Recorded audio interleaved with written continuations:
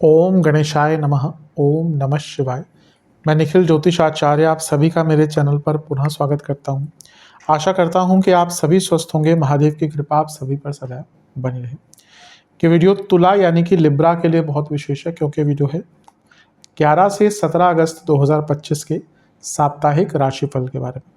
कैसा रहेगा आने वाला सप्ताह तुला के लिए।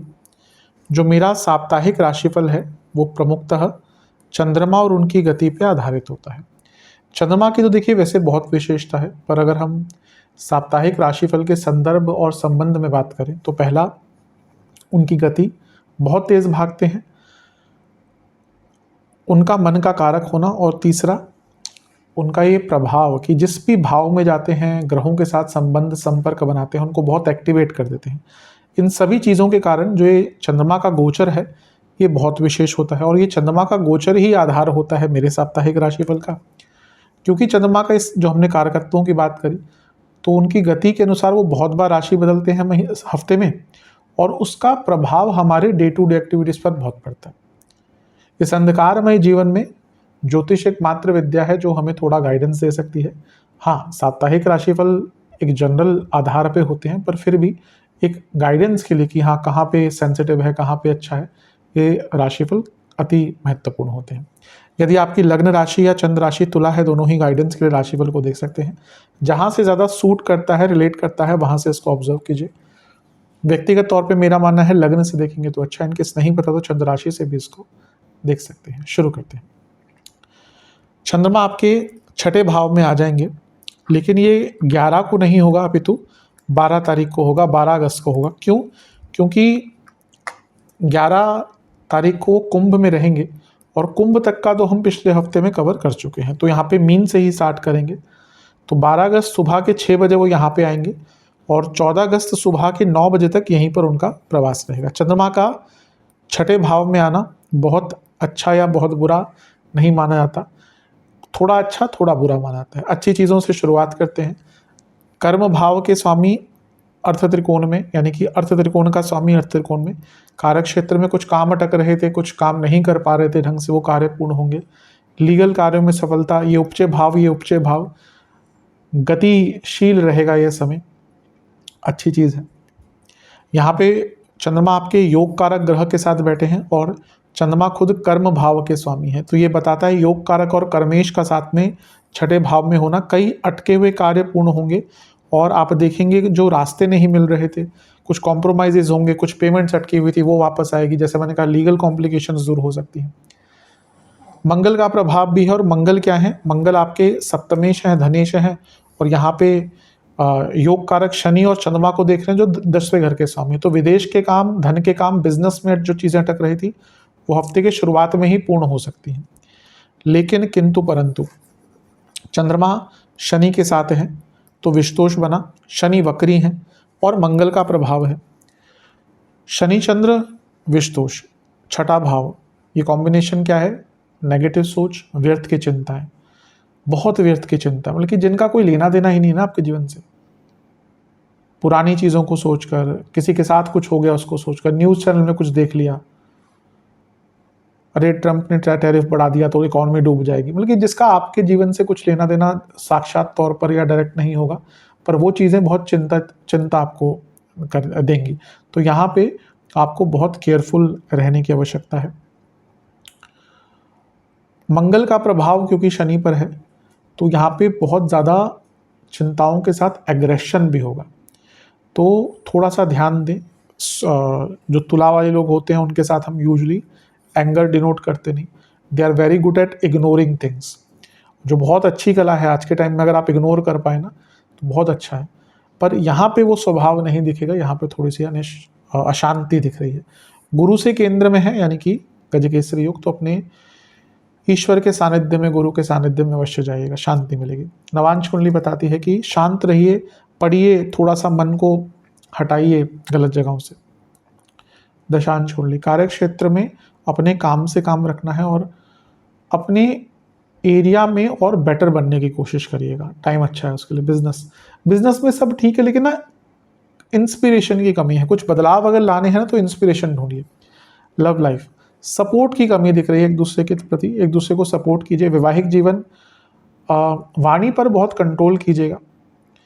यहाँ पे ना कुछ आपके मुख से ऐसी चीज़ें निकल जाएंगी जो बाद में तंग करेंगी, या फिर थोड़ा सा वो व्यंग्यात्मक हो सकती हैं। स्टूडेंट्स को मैं एक ही चीज़ कहूँगा, डिटर्मिनेशन कम दिख रही है, इस पे काम कीजिए। सेहत के दृष्टिकोण से एंग्जाइटी, पेट के रोग और बीपी, सर्वाष्टक आपका अष्टम बलि है।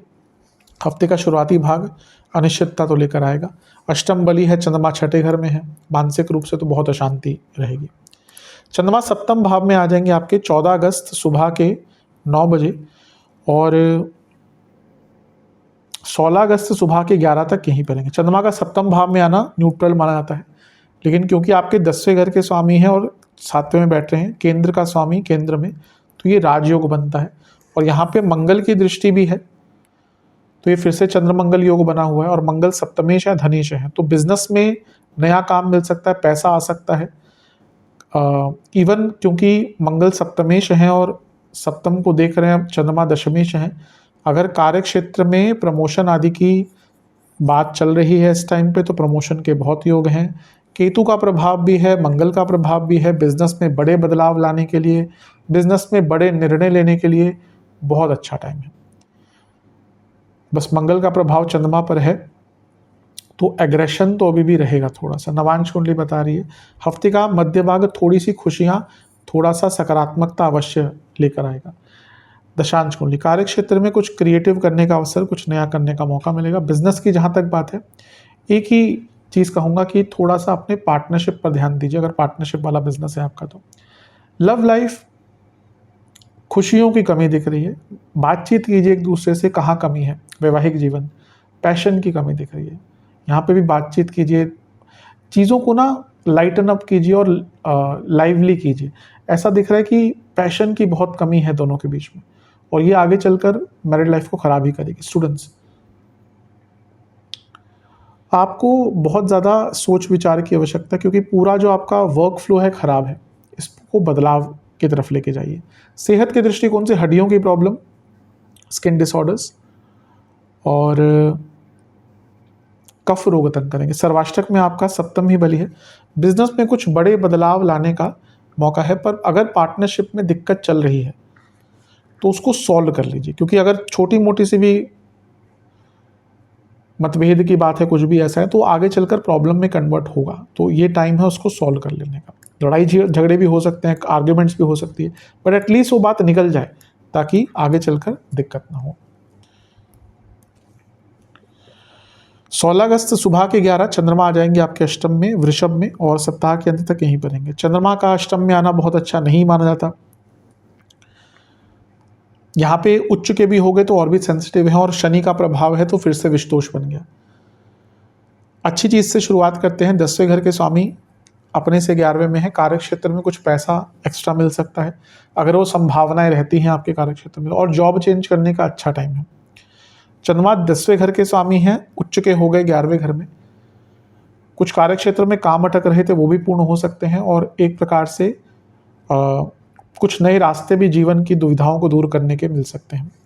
शनि की दृष्टि, इसकी अच्छी बात क्या है, योग कारक है, और चंद्रमा 10वें घर के स्वामी है। न केवल करियर में, बाकी भी जो कुछ कार्य अटक रहे थे जीवन के, वो पूर्ण हो सकते हैं या गति मिल सकती है। लेकिन शनि का प्रभाव विषदोष, चंद्रमा अष्टम में, बहुत मानसिक अशांति, फिर से अनिश्चितता और भय, यहाँ पे ना थोड़ा सा भय रहेगा। कभी कभी हम छोटी छोटी चीज़ पर टिमिड हो जाते हैं, डर जाते हैं, भयभीत हो जाते हैं, ये वैसा ही टाइम आपका दिख रहा है। नवांश कुंडली बता रही है कि थोड़ा सा अपने आप को शांत रखिए, और जो जैसा है उसको वैसे एक्सेप्ट कीजिए। कभी कभी क्या होता है ना, हम परिस्थितियों से इतने चिंतित हो जाते हैं, ये भी बदलना है वो भी बदलना है, नहीं, अपने आप को ठीक रखिए, अपने आप को बदलिए। कई चीज़ें हमारे हाथ में होती नहीं, कोई हमारे साथ कैसे बात करता है, अगर बार बार बुरी तरह से बात कर सकता है तो हमारे पास क्या रास्ता होता है, उसको उससे बात बंद करने का। आप उसको, तो उसकी प्रकृति हो सकती है वैसी, हमें क्या, हमारे पास क्या होता है कि भाई उसने एक बार बात किया उसको बोल दो, दूसरी बार बात किया उसको बोल दो कि भाई अच्छा नहीं है, तो फिर दोबारा करेगा, तो आपके पास एक ही रास्ता है कि बंद कर दो बात करना। तो यहाँ पे एक्सेप्ट कर लीजिए कि भाई चीज़ें कैसी हैं, लोग कैसे हैं। दशांश कुंडली कार्य क्षेत्र में कम्युनिकेशन गैप दिख रहा है, कम बोलिएगा। बिजनेस के हिसाब से कुछ बदलाव अगर बड़े करने हैं तो ये वो टाइम है जब आपको उसका पहला कदम उठाना पड़ेगा। लव लाइफ, बहुत ओवर थिंकिंग और उसके कारण दिक्कत। वैवाहिक जीवन, अपनी वाणी पर बहुत कंट्रोल कीजिएगा, थोड़ा सा प्यार से बोलिएगा, बहुत काम आएगा। स्टूडेंट्स, आप थोड़ा सा ना, अगर एग्जाम वगैरह नहीं है, ग्रुप स्टडीज़ पर ध्यान दीजिए, अच्छा ग्रुप बनाइए जिससे आपको आगे चलकर हेल्प मिले। सेहत के हिसाब से इन्फेक्शंस, आँखों की प्रॉब्लम, नसों की प्रॉब्लम, सर्वाष्टक में आपका छठा घर बली है। आर्ग्यूमेंट्स हो सकते हैं कुछ लोगों से, कोशिश कीजिए कि अपने आप को उस स्थिति में ना डालें। उपाय के स्वरूप में दुर्गा जी की एक बार आरती कीजिए और उनको फलों का भोग लगाइए। आशा करता हूँ कि वीडियो काम आएगा। चैनल पर नए हैं, सब्सक्राइब कीजिए, वीडियो को लाइक कीजिए। मिलता हूँ आप सभी से अगली वीडियो में, तब तक के लिए ओम नमः शिवाय।